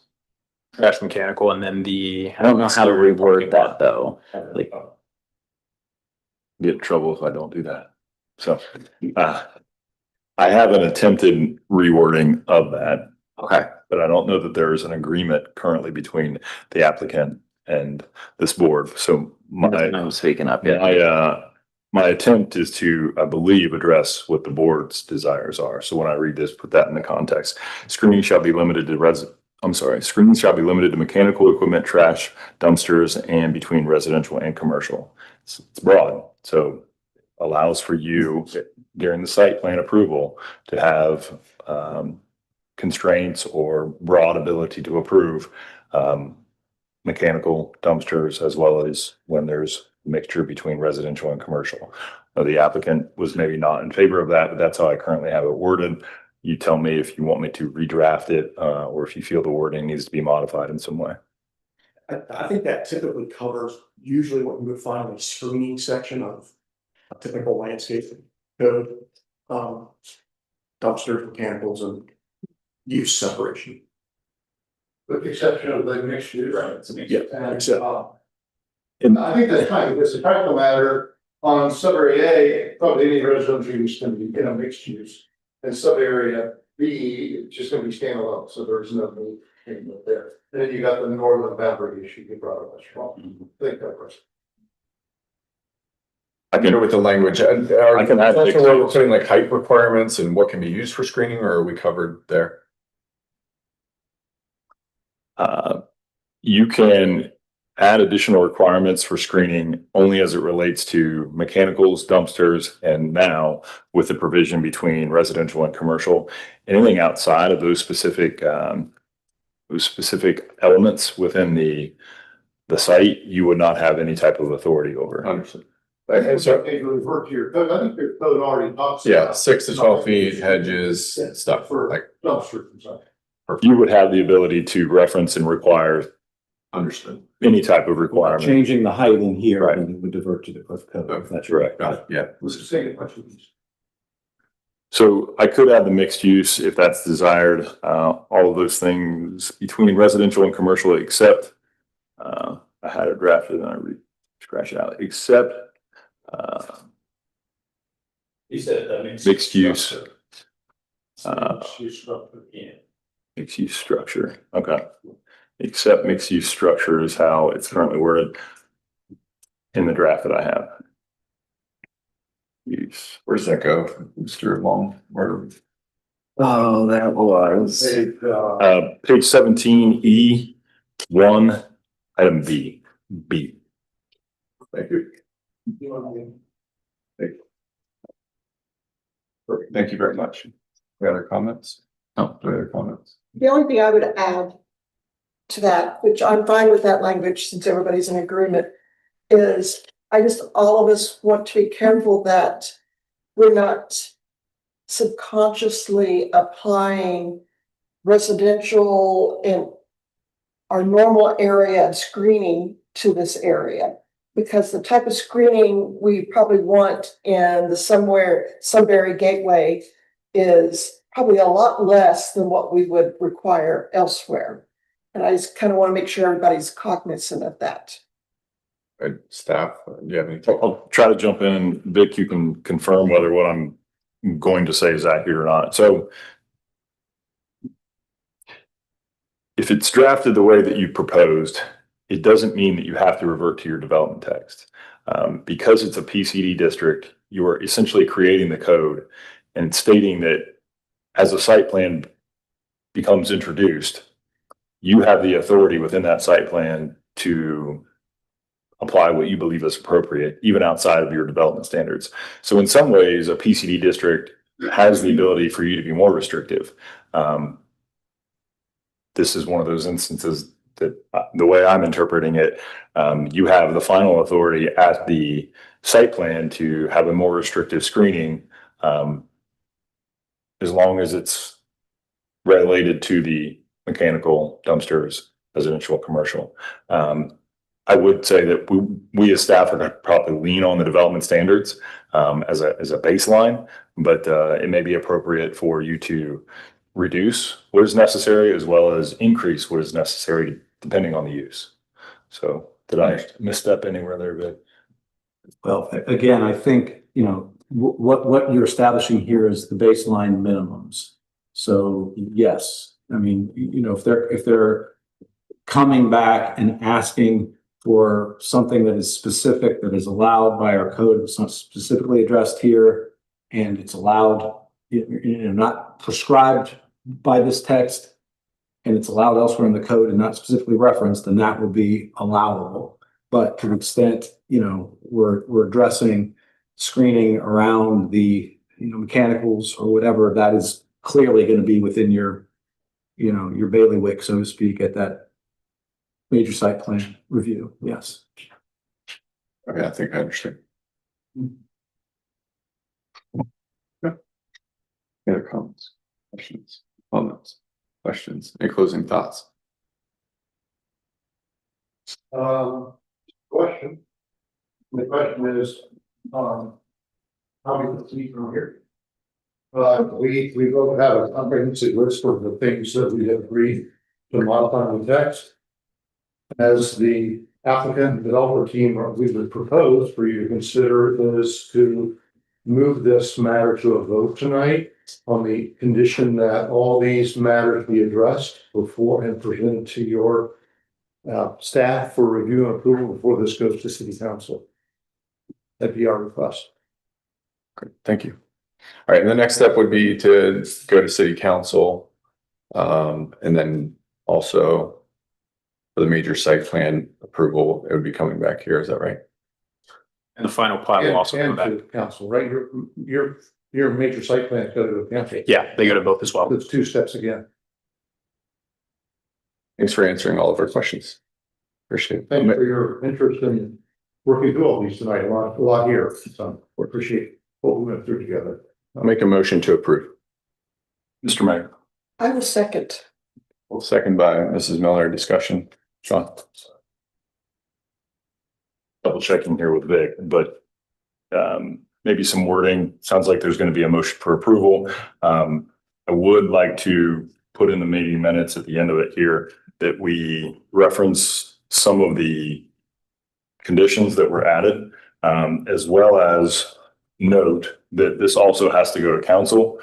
And because there is probably mistakes to be made with the amount of discussion that we had tonight, staff will also take the time to review what we are giving to you tonight to make sure that council, the packets that are presented there for the 3 readings, has captured all of those. So Vic, do you recommend that we go through the list of items that are being modified within the current text?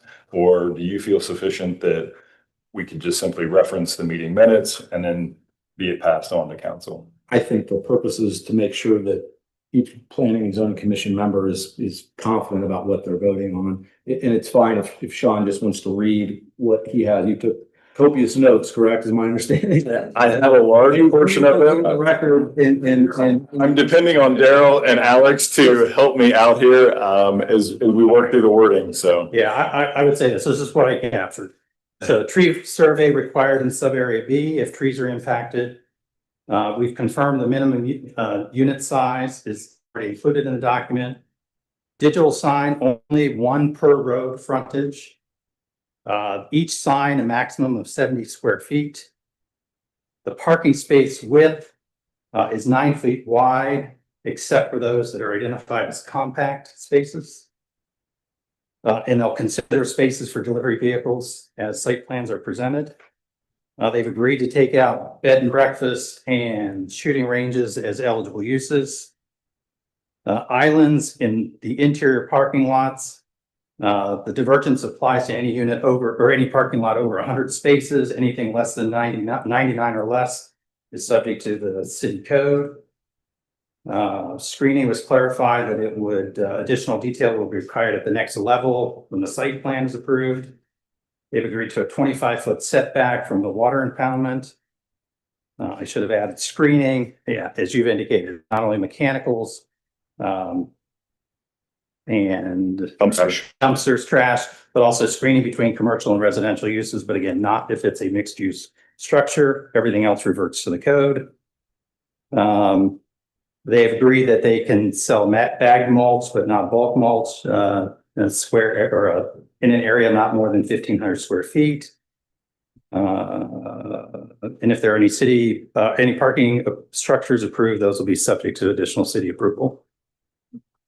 Very well done. The only item that I would clarify, and you have more than I do, but the one related to the digital pricing, one per roadway, I would just add in the minutes that it is specific to fuel pricing only. So that was the only clarification, Alex. That was yours too. All right. Is there another? Yeah, he mentioned it. Okay. 25 feet. Does the applicant agree with that? Just so we, the records. Okay. All right, so as long as we're all in agreement, applicant can, okay, thank you.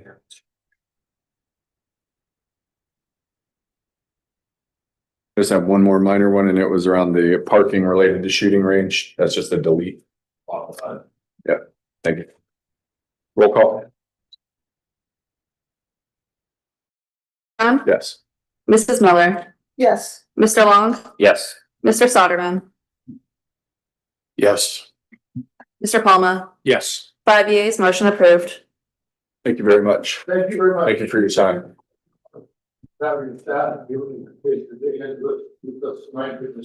Yes, sir. Thank you.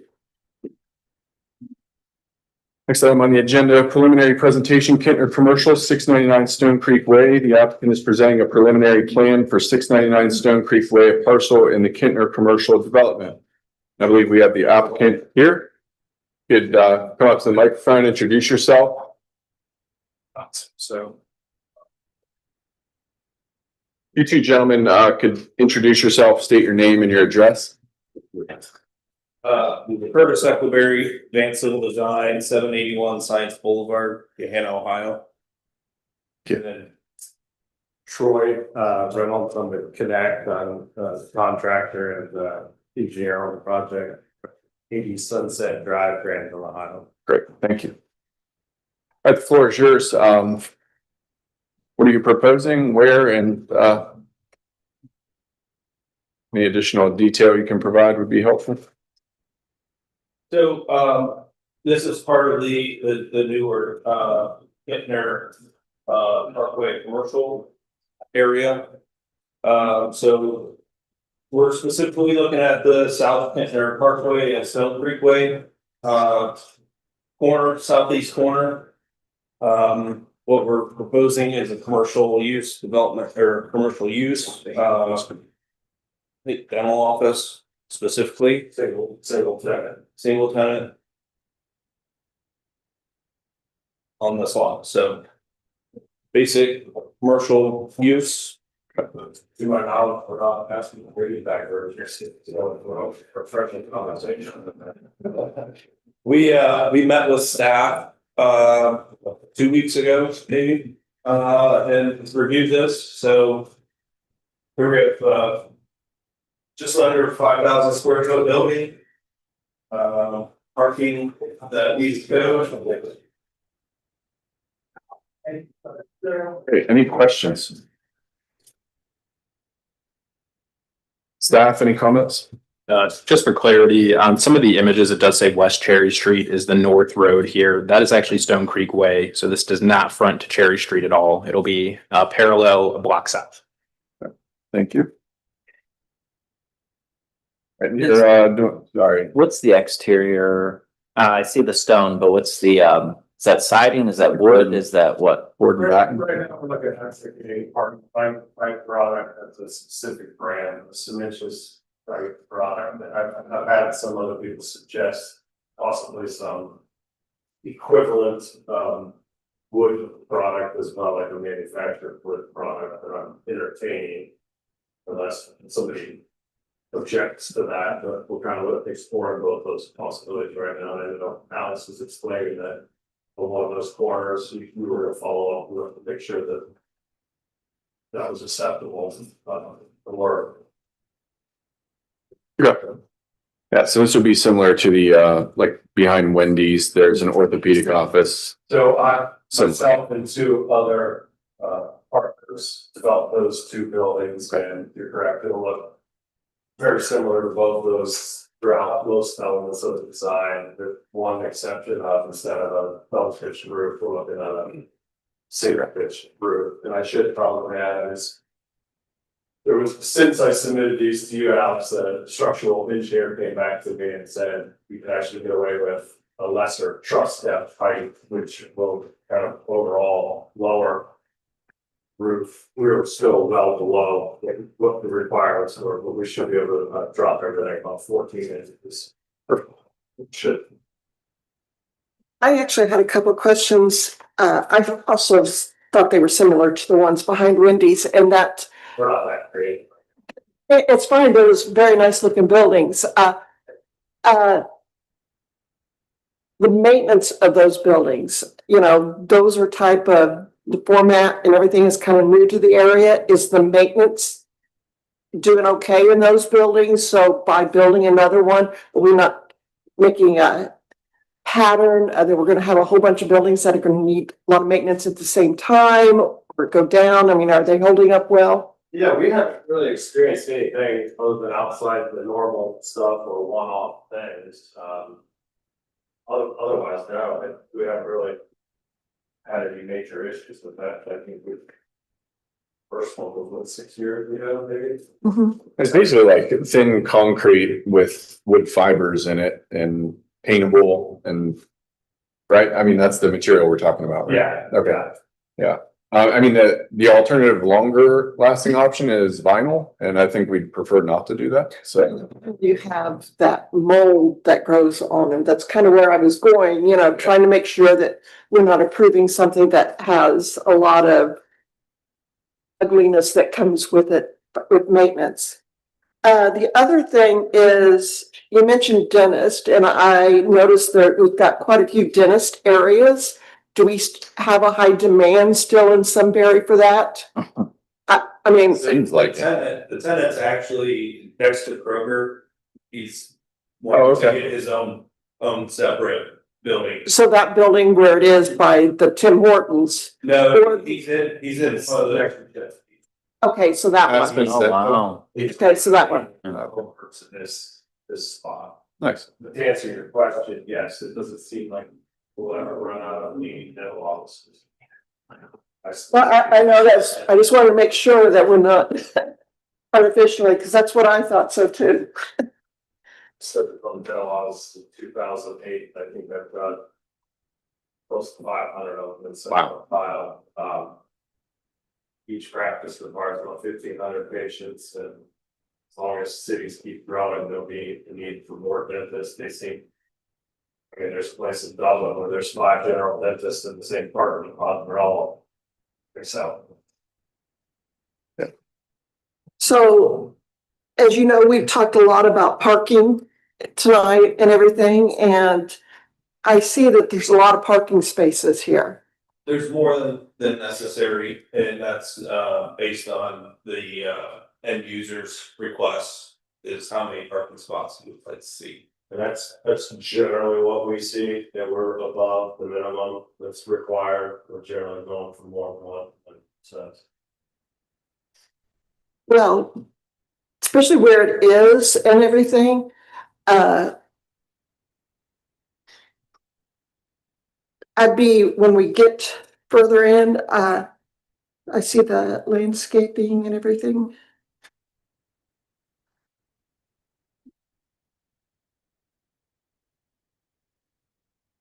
you only have 2 handicap spots? Right. It's usually either based on square footage or Mhm. as a percentage of the total. Yeah, Right. Yeah, percentage of the total. Like 1 for every 12 or something like that. Like 1 for every 20, right? Something like that. One for every 25. But you're meeting our code. mhm, Got it. okay. Any other questions, feedback? And my feedback is thank you. You went above the minimum standards. I mean, on the trees, I see you have double what you were required, so I just appreciate you coming forward with this plan. And a shot. We'll see you back next month. Yeah, it looks like we're all, we'll get at that, so. Okay, sounds good. They know the application deadline and all that. I'm gonna got it all in my calendar. Okay, great. Thanks for sticking with us tonight. Bye. Appreciate it. Take care. All right, visitor section. Doesn't look like we have any approval of minutes. I'll make a motion on the minutes from July 7th, 2026. I'll second. Second by Mr. Palma. Discussion. Roll call. Mayor St. John? Yes. Mr. Palma? Yes. Mrs. Miller? Yes, Mr. Long? Yes. Mr. Soderman? Yes. 5 yeas, motion approved. All right. So zoning officer, we have the zoning report. Thank you, Mayor. In August, we had 11 zoning certificates, 9 of which were new builds, all single families. A few of them were for Kinder Crossing, and then a few were for Pulte products. I believe the first 2 homes in Eagle Creek Highlands got permitted. So that subdivision is active and going forward now as well. We have 105 total new builds on the year. And then just on a month-to-month, year-to-year tracker, we are just slightly above where we were last year. We have 9 new builds as opposed to 5 last year, typically down a little bit, but end of the summer, chalk it up to that. To date, we're still above last year at 105. And I believe that is a total of 366 units of those 105 new builds. In addition to that, we will be starting a studio with Ohio State. We will be down there Wednesday afternoon for the introduction. So I know they'll be up here next Monday, walking down Columbus Street, taking inventory of Columbus Street, but they'll be popping in and out. So we'll start having updates regarding the studio as well during these meetings in the future. Are there any questions on the OSU studio? All right, it's like a technical assistance type.